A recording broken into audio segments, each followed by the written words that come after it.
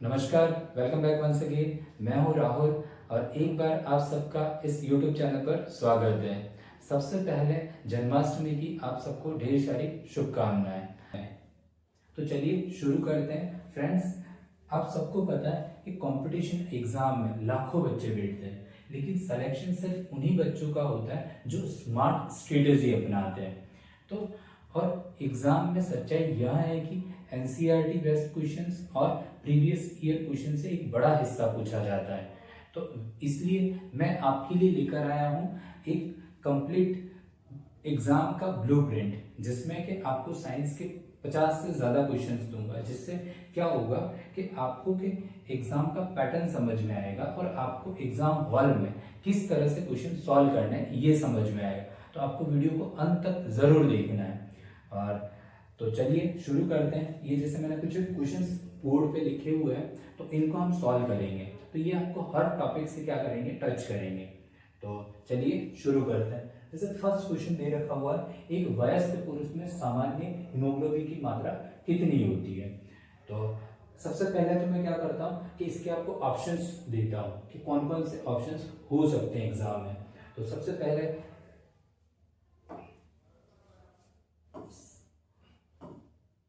Colour change कर देता हूँ।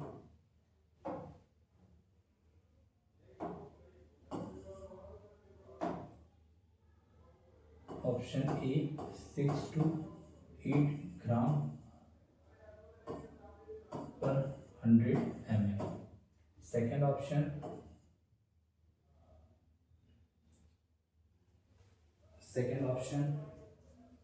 13 to 18 ग्राम पर 100 ml। नेक्स्ट 19 से 22 ग्राम पर 100 ml। और लास्ट है डी 22 से 28 ग्राम पर 100 ml। तो ये चार ऑप्शंस आपको दे रखे हुए हैं। किसके लिए? इस क्वेश्चन के लिए। तो अगर आप इसको देख के आंसर दे सकते हो तो काफी बेटर है। अगर नहीं दे सकते हो तो फिर इसका आंसर आपको किस तरह से देखना है। हमें जनरली पता है कि एक मानव में कि जो हीमोग्लोबिन की मात्रा होती है वो कितनी होती है, हम मानते हैं 12 से 16 ग्राम। ये जनरली है मेल और फीमेल दोनों के लिए। लेकिन यहाँ पर कि 12 से 16 ग्राम कहीं पे भी लिखा हुआ नहीं है। तो अब हमें क्या मान के चलना है कि जो मेल में जो हीमोग्लोबिन की मात्रा होगी वो कितनी होगी, 13 से 18 ग्राम। क्योंकि ये और इसके बीच की जो रेंज किसमें दिखाई दे रही है, बी ऑप्शन में। तो इसका आंसर क्या हो जाएगा, बी ऑप्शन। क्लियर है? तो इस तरीके से हमें कुछ क्वेश्चंस क्या करने पड़ेंगे, एलिमिनेट करने पड़ेंगे जनरल नॉलेज के बेस पे। तो 22 से 28 ग्राम नहीं हो सकता है। 6 से 8 ग्राम तो काफी कम हो जाएगा, एनीमिक कहेंगे। 6 से 8 ग्राम में तो हम क्या कहेंगे कि ये इसे एक तरह की बीमारी है, तो वो तो क्या कहलाएगा, एनीमिया हो जाएगा। और 19 से 22 और 12 से 28 तो ये क्या हो जाता है, बहुत ज्यादा हो जाता है। इतना नहीं तो 13 से 18 ग्राम पर 100 ml में क्या होता है, हीमोग्लोबिन होता है। ठीक है, फर्स्ट ऑप्शन।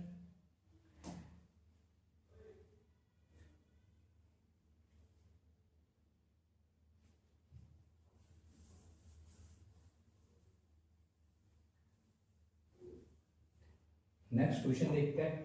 फल पकाने द्वारा उद्दीपित किया जाता है, फल पकाने में किस हार्मोन का प्रयोग किया जाता है। क्या फल पकाने में कौन से हार्मोन का प्रयोग किया जाता है। तो जैसे मैं आपको कुछ ऑप्शंस दे रहा हूँ। फर्स्ट ऑप्शन दे रखा हुआ है ए साइटोकाइनिन,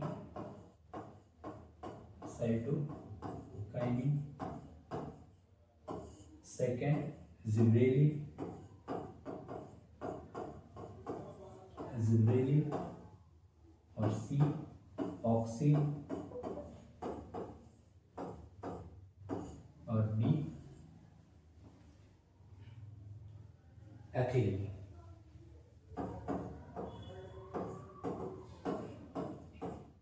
ये कौन सा क्वेश्चन है, ये वाला सेकेंड वाला।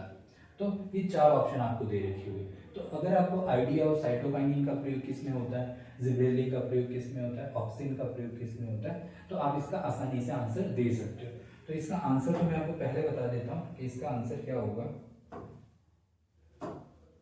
D, ethylene. लेकिन हमें ये भी पता होना चाहिए साइटोकाइनिन का प्रयोग कहाँ होता है। तो इसका प्रयोग कहाँ होता है, जो पौधों में सेल डिवीजन होता है, कोशिका विभाजन होता है, उसमें हम किसका प्रयोग करते हैं, कोशिका विभाजन में साइटोकाइनिन का। सेकंड है जिब्रेलिन। अब जिब्रेलिन का प्रयोग हम कहाँ करते हैं, तो ये लंबाई बढ़ाने में, कहाँ करते हैं इसका, लंबाई बढ़ाने में, पौधे की लंबाई बढ़ाने में किसका प्रयोग किया जाता है, जिब्रेलिन का। और ऑक्सिन का प्रयोग कहाँ किया जाएगा, तो इसका प्रयोग किया जाएगा as a preservative, as a preservative इसका हम क्या करेंगे, उपयोग करेंगे, प्रिजर्वेटिव। अब प्रिजर्वेटिव का मतलब क्या होता है कि कोई भी चीजें जैसे खराब हो जाती है उनको बचाने के लिए इसका प्रयोग किया जाता है, इनका प्रयोग किया जाता है, ठीक है, सड़ने से बचाने के लिए। और एथिलीन का प्रयोग किसमें, फलों को पकाने के लिए किया जाता है। क्लियर है। तो ये हमने चारों ऑप्शन क्या कर दिए, एक साथ देख लिए। नेक्स्ट देखते हैं,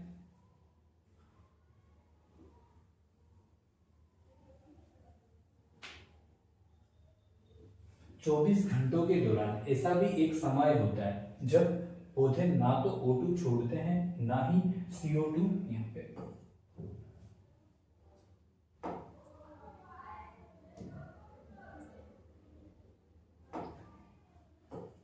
ना ही 24 घंटों के दौरान एक ऐसा भी समय होता है जब पौधे ना तो O2 छोड़ते हैं ना ही CO2 को छोड़ते हैं। तो यह समय कौन सा होता है, तो मैं आपको सबसे पहले तो ऑप्शन बता देता हूँ कि कौन कौन से ऑप्शंस हैं। तो सबसे पहला ऑप्शन दे रखा हुआ है यहाँ पे कि मध्याह्न, ठीक है, जिसको आप नून हावर्स बोलते हो, दोपहर का समय। दूसरा है दिवस प्रकाश, दिवस प्रकाश, ठीक है। तीसरा सांध्य प्रकाश, संध्या का समय, सांध्य प्रकाश। और लास्ट कोई नहीं, ठीक है। तो कौन सा समय होगा जिसमें कि ना तो CO2 को छोड़ा जाएगा ना ही O2 को, तो कौन सा होगा, इसका आंसर होगा सांध्य प्रकाश, जिसको हम बोलते हैं ट्री लाइट। ये होता है डे लाइट और वो होता है नून हावर्स। तो इसका आंसर क्या होगा, सांध्य प्रकाश में ना तो ऑक्सीजन को मतलब रिलीज किया जाता है ना ही CO2 को ग्रहण किया जाता है, ठीक है। तो ये जो 24 घंटे में एक समय ऐसा होता है। क्लियर है। दूसरा, इसके बाद जो नेक्स्ट क्वेश्चन है,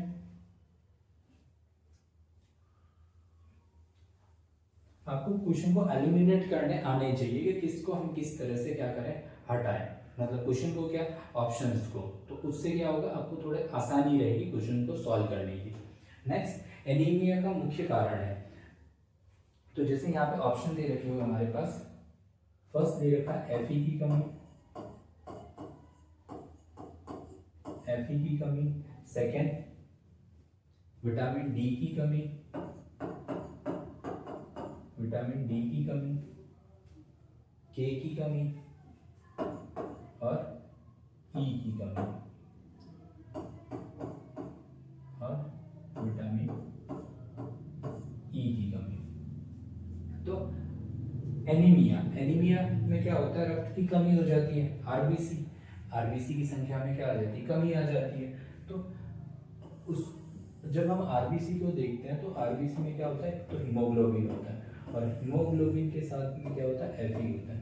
ये दोनों क्या होते हैं, एक तरह से जुड़े हुए होते हैं। ये एक मेटल है जो रक्त में पाया जाता है, धातु, ठीक है। और इसके अलावा एक और धातु पाया जाता है जिसको हम बोलते हैं गोल्ड, और तो ये तो देख, इसका आंसर तो क्या है, फर्स्ट, जो Fe की कमी। लेकिन हमें ये भी पता, ठीक है। तो BCG का टीका बच्चों को किस रोग से बचाने हेतु दिया जाता है। फर्स्ट ऑप्शन दे रखा है टीबी, दूसरा टाइफाइड,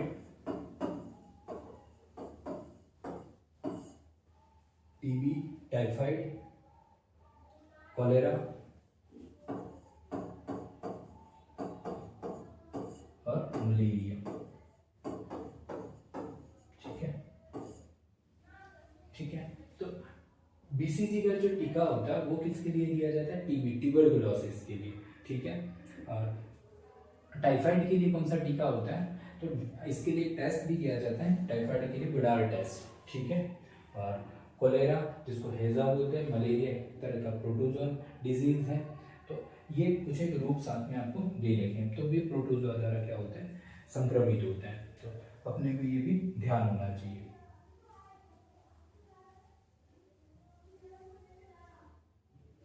नेक्स्ट क्वेश्चन, गैस्ट्राइटिस मानव शरीर के किस भाग को प्रभावित करता है? गैस्ट्राइटिस क्या होता है कि हमारा जो पेट है या हमारा जो आमाशय है उसमें क्या होने लगती है, एक तरह से कि जो भी हमने कुछ खाना वगैरह कुछ खाया हो तो उसमें एक तरह से गैस बनने लगती है, तो जिसकी वजह से हमें पेट फूला फूला लगता है या फिर पाचन ढंग से नहीं हो पाता है।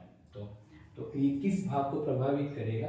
तो हम अगर ऑप्शन देखे बिना आंसर दे तब भी हमें पता है कि इसको स्टमक को क्या करेगा? प्रभावित करेगा। क्या करेगा? स्टमक को प्रभावित करेगा, यानी कि आमाशय। और अगर ऑप्शन दिए जाए तो यहाँ पे कुछ ऑप्शन दे रखे हैं जो सिमिलर आपको नाम, जैसे उदरीय गुहा, उदरीय गुहा। ठीक है। दूसरा ऑप्शन आपको दे रखा मुख गुहा, ऐसे नाम दे रखे होंगे। हृदयावरण, हृदयावरणीय गुहा, हृदयावरणीय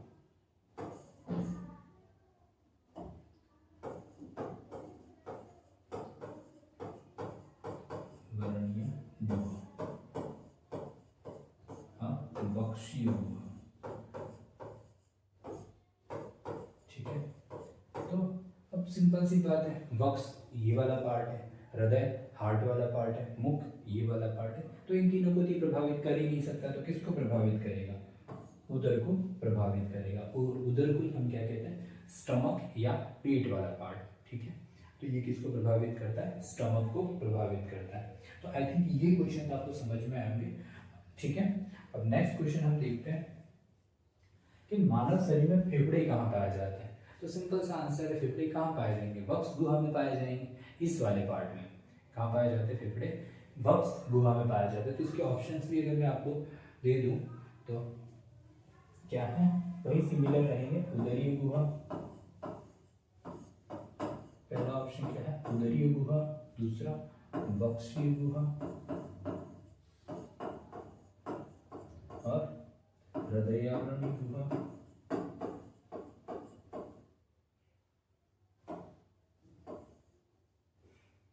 हृदयावरणीय गुहा और मुख गुहा। तो क्या आंसर होगा? सिंपल सा, कहाँ होगा? वक्षीय गुहा में। इस वाले पार्ट में क्या होंगे? हमारे फेफड़े स्थित होंगे, लंग्स उपस्थित होंगे। ठीक है। बाकी उदर में नहीं हो सकते, हृदय में नहीं हो सकते और मुख गुहा में नहीं हो सकते। ठीक है। तो ये इसका क्या हो गया? आंसर हो गया।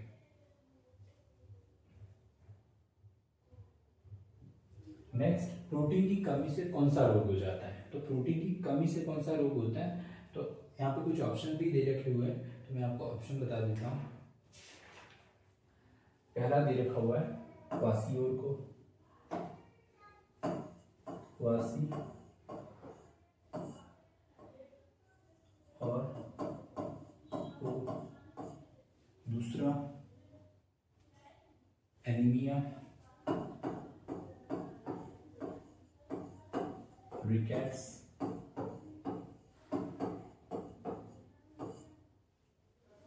रिकेट्स और हेमरेज।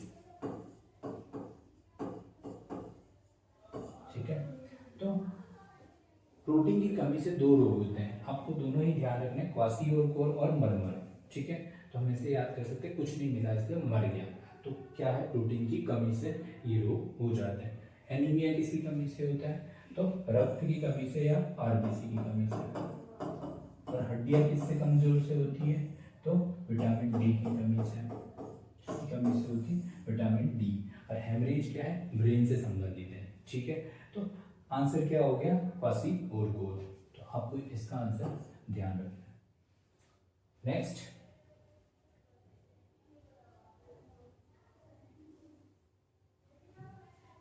विटामिन की खोज किसने की? तो विटामिन की खोज किसने की थी? फंक ने की। तो ऑप्शंस में आपको दे देता हूं।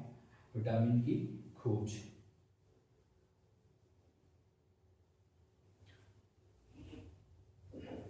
हॉलकर,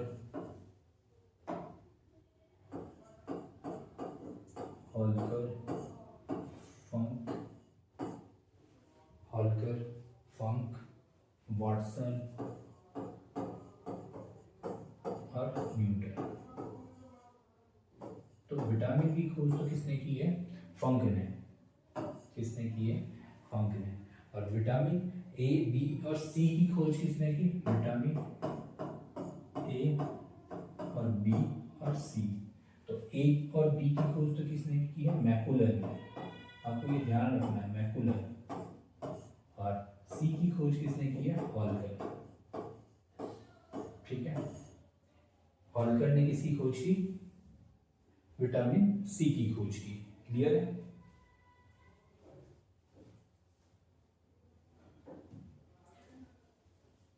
कौन सा विटामिन वसा में घुलनशील है? तो हमको जनरली पता है कि जो विटामिन हैं, हम विटामिन को दो पार्ट में डिवाइड कर सकते हैं। ये विटामिन हमेशा एग्जाम में पूछे जाते हैं। तो विटामिन को हम दो, एक तो जल में घुलनशील और एक वसा में घुलनशील।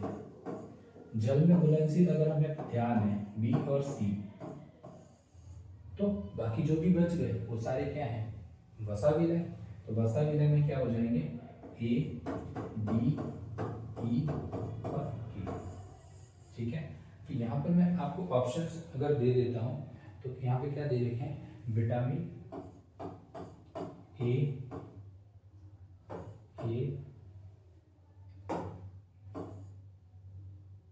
बी, बी, डी, विटामिन ए,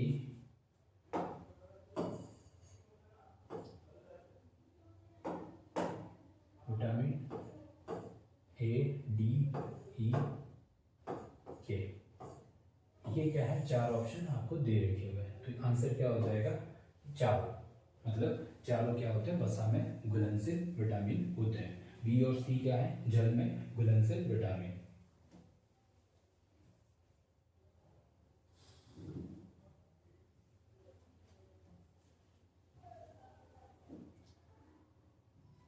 नेक्स्ट, सनशाइन विटामिन किसे कहा जाता है? तो सनशाइन विटामिन किसको कहा जाता है? विटामिन डी को। विटामिन डी को हम क्या बोलते हैं? Sunshine vitamin. या फिर इसका एक और नाम होता है गरीबों का विटामिन, क्योंकि धूप से हम लेते हैं। ठीक है, और इसकी कमी से कौन सा रोग हो जाता है? रिकेट्स, या फिर ऑस्टियोमलेशिया, अर्थराइटिस। हड्डियां कमजोर होने लगती है, तो इससे भी आप इसको ध्यान रख सकते हो। ठीक है, इसके बाद किस विटामिन में कोबाल्ट पाया जाता है? तो विटामिन B12 में क्या पाया जाता है? कोबाल्ट पाया जाता है। इसका नाम भी क्या होता है? साइनोकोबालामीन। क्या नाम है? साइनोकोबालामीन।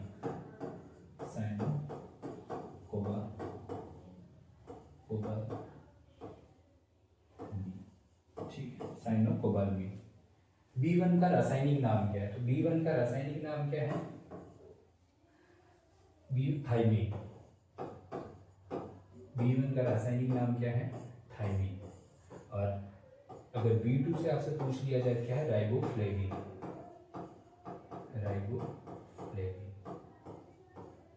ठीक है, और B3 पूछ लिया जाए तो क्या बताओगे? नियासिन। ये कुछ एक आपको क्या नाम याद होने चाहिए, केमिकल नेम आपको क्या होने चाहिए? पता होने चाहिए। तो ये हमने क्या किया? B1 का रासायनिक नाम।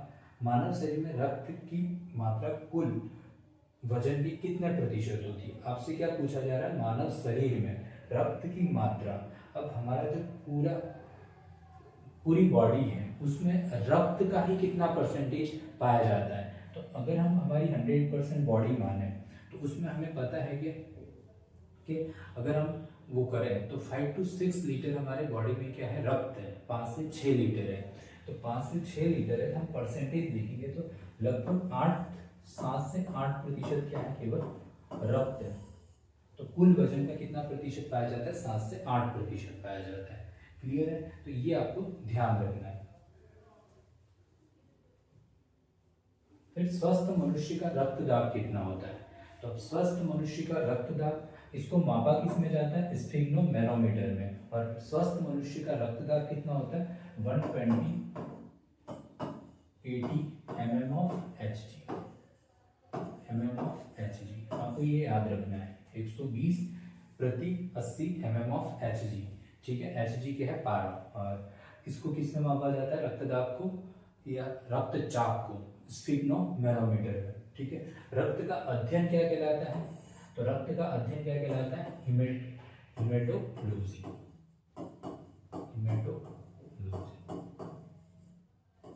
रक्त का अध्ययन क्या कहलाता है, हिमेटोलॉजी। ठीक है, रक्त से जब आरबीसी निकाल लिया जाता है तो शेष भाग क्या कहलाएगा, सिंपल सा है। अगर रक्त दो चीजों से मिलकर बना हुआ है, एक तो किससे मिलकर बना होता है कि रक्त कणिका है, क्या है, प्लाज्मा प्लस रक्त कणिका। ठीक है, और जिसमें सब सर्वाधिक क्या है, आरबीसी। तो मैंने क्या कहा, ये हटा दिया, तो बचा क्या, प्लाज्मा। तो क्या कहलाएगा, प्लाज्मा कहलाएगा। सिंपल सा आंसर है, क्या है, प्लाज्मा। ठीक है, अगर प्लाज्मा निकाल दिया जाए तो इसको क्या बोलते हैं, सीरम कहते हैं। अगर हम प्लाज्मा निकाल देते हैं तो क्या कहेंगे, सीरम कहते हैं। प्लाज्मा का रंग कैसा होता है, हल्का पीला। प्लाज्मा का रंग कैसा होता है, हल्का पीला।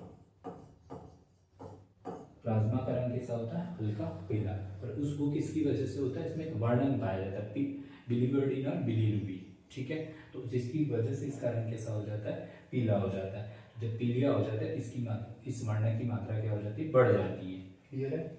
आरबीसी का जीवन काल, आरबीसी का जीवन काल कितना होता है, 120 डेज, 120 दिन तक का इसका जीवन काल होता है। आरबीसी की कब्र हम किसको बोलते हैं, प्लीहा को। किसको बोलते हैं, प्लीहा को। और आरबीसी का ब्लड बैंक भी क्या है, प्लीहा स्प्लीन। प्लीहा स्प्लीन, तो ये आपको कुछ एक चीजें याद रखनी है, क्योंकि एग्जाम में लगभग ऐसे क्वेश्चंस पूछे जाते हैं और ये प्रीवियस ईयर क्वेश्चंस हैं। क्लियर है? और एनसीईआरटी से लिए गए हुए क्वेश्चंस हैं। ठीक है, तो आपको इनको अच्छे से क्या करना है, देखना है। रक्त समूह की खोज किसने की, तो किसने की थी, कार्ल लैंडस्टीनर ने। Karl Landsteiner. ठीक है, मानव शरीर के किस अंग में रक्त नहीं पाया जाता, तो किस अंग में नहीं पाया जाता, कॉर्निया में। कॉर्निया में क्या नहीं पाया जाता है, रक्त नहीं पाया जाता है। रक्तदाब मापा जाता है, अभी जस्ट मैंने आपको बताया था रक्तदाब किस में मापा जाता है, स्फिग्नोमेनोमीटर।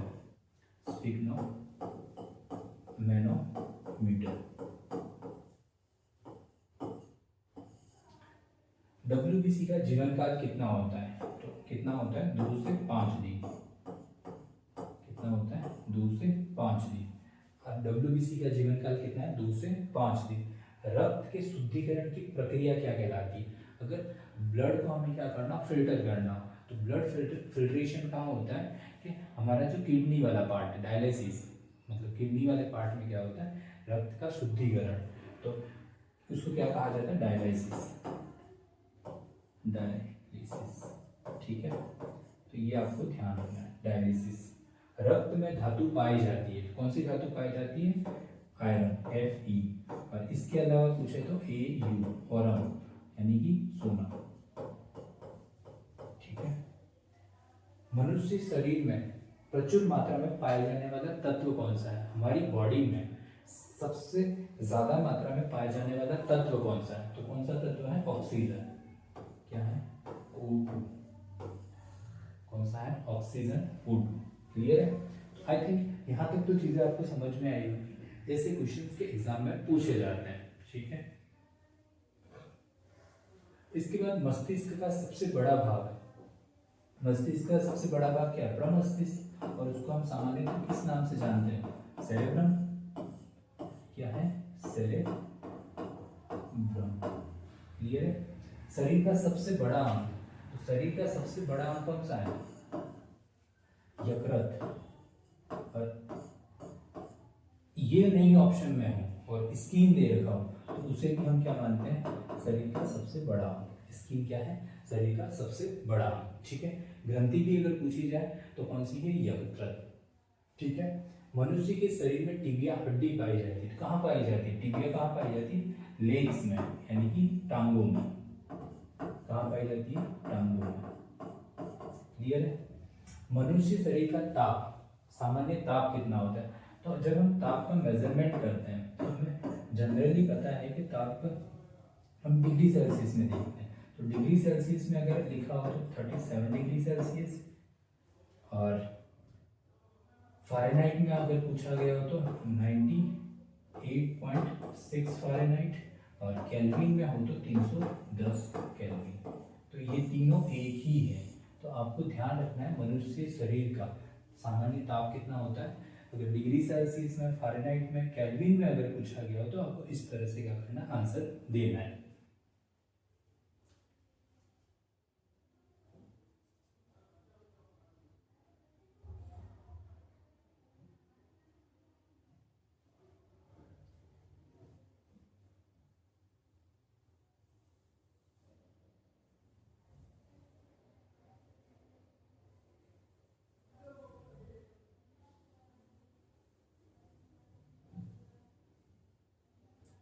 मानव रक्त का पीएच कितना होता है? तो कितना होता है? 7.4। मानव रक्त का पीएच कितना होता है? 7.4। और सॉइल का कितना होता है? 6 to 8 के बीच में होता है। तो वो तो क्या होता है? हल्का अम्लीय और क्षारीय के, मतलब हल्का अम्लीय भी हो सकता है, लेकिन जो मानव रक्त का पीएच है वो कैसा है? हल्का क्षारीय है। ये कैसा है? हल्का क्षारीय।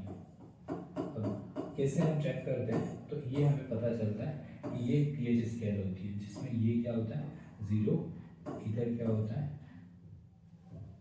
सॉरी, गलती हो गई,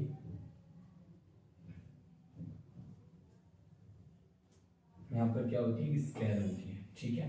अब यहाँ पर तो क्या होता है? 7, और इधर बढ़ते हैं और इधर बढ़ते हैं।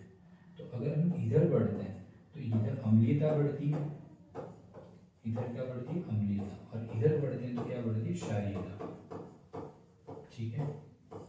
अगर 7 है तो क्या है? उदासीन। 7 है तो क्या है? उदासीन। क्लियर है? अब 7 से कम हुआ तो वो अम्लीय कहलाएगा, 7 से ज्यादा हुआ तो क्या कहलाएगा? क्षारीय। तो ये 0 से 14 तक होती है, ठीक है। ये जो लाइन होती है, ये स्केल होती है, उस पर कितने नंबर तक लिखी होती है? 0 to 14। जितना इधर हम आएंगे उतनी अम्लीयता बढ़ेगी, जितना उधर हम जाएंगे उधर क्षारीयता बढ़ेगी। तो जैसे मैंने कहा कि हमारा जो ब्लड है उसकी पीएच कितनी होती है? 7.4। तो ये क्या? हल्का क्षारीय होता है, ठीक है। तो इसलिए मैंने आपसे पूछा था।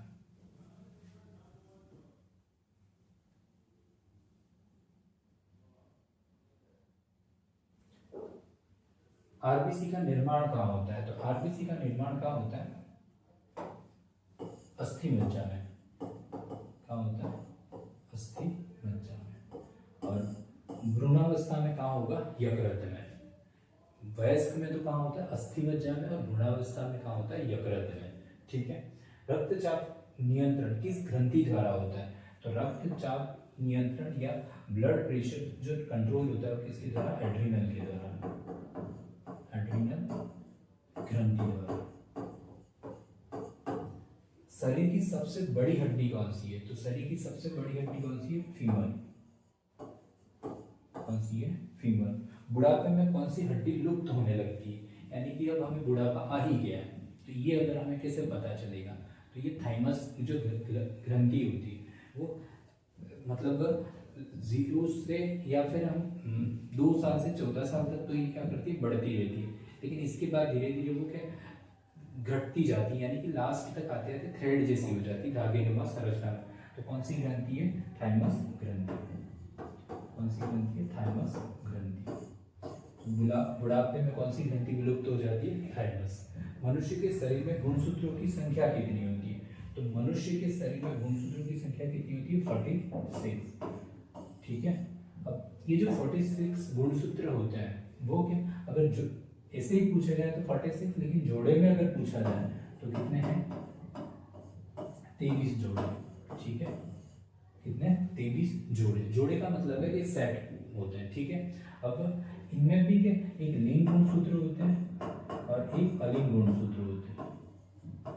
ठीक है। अब लिंग और अलिंग गुणसूत्र में क्या होता है? जो अलिंग गुणसूत्र होते हैं वो 22 होते हैं। ठीक है। और लिंग गुणसूत्र होते हैं वो प्लस XX या 22 प्लस XY। अगर XX है तो हम क्या कहेंगे? ये क्या है? फीमेल या फिर डॉटर। और ये क्या है? मेल। ठीक है। तो ये इसके आधार पर देखा जाता है। तो ये तो इनको तो हम बोलते हैं ऑटोसोम और इनको बोलते हैं सेक्स क्रोमोसोम। ठीक है। ये जो 22 हैं वो क्या है? ऑटोसोम, यानी कि काइट संरचना का क्या करते हैं? निर्माण करते हैं। जबकि ये XX और XY क्या निर्धारित करते हैं? मेल होगा या फीमेल होगी। क्लियर है? तो ये सारी चीजें हमने किसके बारे में देखी? जो भी हमारे टॉपिक दे रखे हुए हैं, तो उसके सराउंडिंग में क्या क्या क्वेश्चन एनसीईआरटी से आ सकते हैं उनको हमने क्या देखा है? क्लियर समझा है। फिर इंसुलिन का निर्माण कहाँ होता है? तो इंसुलिन का निर्माण कहाँ होता है? अग्नाशय में। कहाँ होता है? अग्नाशय एक मिश्रित ग्रंथि है। कौन सी ग्रंथि है? मिश्रित ग्रंथि है। पेनक्रियाज भी कहते हैं इसे। इंसुलिन की कमी से कौन सा रोग होता है? तो डायबिटीज रोग हो जाता है। कौन सा रोग होता है? डायबिटीज। और घेंगा रोग आयोडीन की कमी से। ठीक है। घेंगा रोग किसी कमी से हो जाता है? आयोडीन की कमी से। तो अगर आपको ये क्वेश्चन अच्छे लगे हो और वीडियो इस वीडियो से आपको कुछ हेल्प मिली हो तो चैनल को ज़्यादा से ज़्यादा सब्सक्राइब करें और शेयर करें। और थैंक यू फॉर वॉचिंग। और इसी वीडियो के लिए आप कमेंट भी कर सकते हैं नेक्स्ट, और भी इस तरह की मैं आपको वीडियो प्रोवाइड करता रहूँगा। Thank you for watching.